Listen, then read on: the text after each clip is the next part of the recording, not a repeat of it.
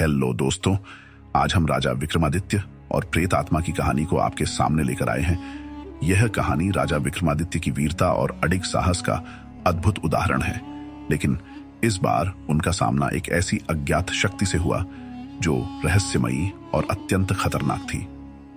रात के अंधेरे में एक अजीब सा सन्नाटा था। उज्जयिनी के राजा विक्रमादित्य राजमहल में विश्राम कर रहे थे। अचानक उनके महल में एक भयभीत सैनिक दौड़ता हुआ आया और राजा को बताया, महाराज, पड़ोसी राज्य में एक भयावह आत्मा ने कहर बरपा रखा है। हर रात लोग गायब हो रहे हैं और अगली सुबह उनकी लाशें मिलती हैं। प्रजा डरी हुई है और पड़ोसी राज्य के राजा ने आपसे सहायता की विनती की है।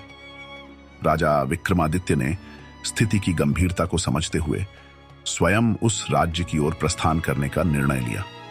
रात का समय था और अंधेरे में कोई आवाज तक नहीं थी। रास्ते में विक्रमादित्य एक निर्जन गांव से गुजरे, जहां हर घर के दरवाजे बंद थे और कोई भी बाहर नहीं दिख रहा था। यह गांव अत्यंत डरावना और सुनसान था। राजा ने देखा कि हर घर के बाहर राख से बने हुए अजीबो गरीब निशान बने हुए थे। विक्रमादित्य ने अपने रक्षकों से कहा, यह जगह अवश्य ही किसी रहस्य को छुपाए हुए है। उन्होंने ध्यानपूर्वक निशानों का निरीक्षण किया और समझ गए कि ये निशान किसी तांत्रिक क्रिया का हिस्सा हैं। राजा ने साहसपूर्वक गांव के अंदर जाने का निश्चय किया। गांव के अंत में एक विशाल जर्जर हवेली थी। जैसे ही राजा उस हवेली के निकट पहुंचे, अचानक वहां का माहौल और भी अजीबोगरीब हो गया। हवेली की खिड़कियां अपने आप खुलने बंद होने लगी और ठंडी हवा के साथ एक अजीब सी फुसफुसाहट सुनाई देने लगी। तभी एक वृद्धा राजा के पास आई और चेतावनी दी, हे राजन, इस हवेली के अंदर मत जाइए। यहां पर एक प्राचीन आत्मा का वास है। वह आत्मा बेहद शक्तिशाली है और उसने आज तक किसी को जीवित नहीं छोड़ा। लेकिन राजा विक्रमादित्य किसी भी रहस्य और खतरे से पीछे हटने वाले नहीं थे। उन्होंने वृद्धा को आश्वस्त किया और हवेली के अंदर कदम रख दिया। हवेली के अंदर हर ओर अंधेरा था। राजा ने अपनी तलवार निकाली और सतर्क होकर आगे बढ़े। अचानक उनके सामने एक परछाई प्रकट हुई। यह कोई साधारण परछाई नहीं थी। यह एक अजीब और डरावना आकार था, जो मानो किसी इंसानी चेहरे को विकृत कर डरावनी शक्ल में बदल चुका था। वह आवाज में बोली, हे राजा विक्रमादित्य, तुम यहां क्यों आए हो? क्या तुम्हें मृत्यु का भय नहीं है? राजा ने निर्भीकता से उत्तर दिया, मैं अपनी प्रजा की रक्षा करने आया हूं और किसी भी खतरे का सामना करने के लिए तैयार हूं। यदि तुम निर्दोषों का जीवन बर्बाद कर रहे हो तो तुम्हें मुझसे होकर गुजरना होगा। अचानक आत्मा ने अपने हाथों से एक अजीब रोशनी निकाली और राजा की ओर फेंकी। विक्रमादित्य तुरंत समझ गए कि यह एक जादुई प्रहार है।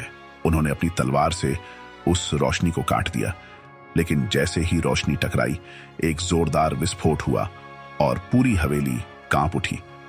विक्रमादित्य ने महसूस किया कि इस आत्मा में तांत्रिक शक्तियां हैं, परंतु वे निडर थे। उन्होंने अपनी तलवार उठाई और आत्मा पर प्रहार किया, पर आत्मा हवा में घुलती सी दिखाई दी और पीछे से हंसते हुए बोली, तुम मुझे हरा नहीं सकते राजा विक्रम। मैं काल के साथ बंधी एक प्राचीन आत्मा हूं। इतना सुनते ही विक्रमादित्य को समझ में आ गया कि यह आत्मा केवल शक्ति से नहीं मरेगी, इसके पीछे कोई गहरा रहस्य है। तभी उन्होंने देखा कि हवेली के एक कमरे में एक पुराना पीतल का घड़ा रखा हुआ है। उस घड़े पर तांत्रिक प्रतीक अंकित थे। उन्हें आभास हुआ कि आत्मा का बल शायद इस घड़े में बंद है। राजा ने जल्दी से घड़े को उठाया और उसे अपनी तलवार से तोड़ दिया। जैसे ही घड़ा टूटा, आत्मा ने दर्दनाक चीख निकाली और उसके शरीर में झटके आने लगे।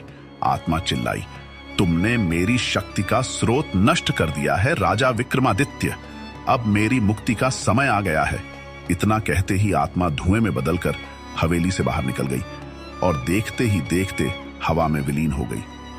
आत्मा का अंत होते ही हवेली में फैला सन्नाटा गायब हो गया और चारों ओर रोशनी फैल गई। विक्रमादित्य ने गांव के लोगों को इसकी सूचना दी और अगले दिन उन्हें राज्य में सम्मानपूर्वक वापस लाया गया। राजा विक्रमादित्य की इस बहादुरी की कहानी सुनकर हर कोई उनके साहस और वीरता का गुणगान करने लगा। उनके पराक्रम और विवेक ने एक बार फिर साबित कर दिया कि निडरता, बल और बुद्धि के साथ कोई भी अज्ञात शक्ति हार मान लेती है। इस कहानी से यह सीखने को मिलता है कि सच्चा साहस और बुद्धिमत्ता किसी भी रहस्य और भय से पार पा सकते हैं।